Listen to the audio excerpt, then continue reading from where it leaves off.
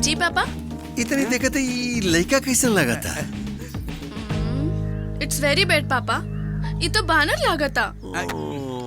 हाय पंडित, हाय छोड़ो सब लेकर के। अरे कौन?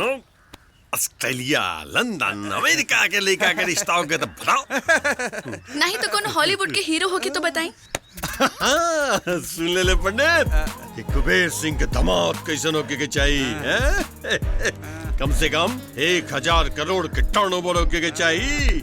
प्राइवेट जेट प्लेन होके के चाहिए। जब हमारी बेटी लैंड करे तो कम से कम 10 को बॉडीगार्ड होके। ओकरा बाद भी एगो शर्त बा पंडित कि हमार बेटी के ओकर फोटो पसंद आवे के चाहिए। Yes daddy. कुबेर सिंह की बेटी कोनो मामूली लड़की न है। ई पूरा बिहार के महिला मंडल के अध्यक्षा वसुंधरा सिंह के भी बेटी बिया। याद रहे रिश्ता ढूंढे से पहले। हाँ ठीक बा ठीक बा।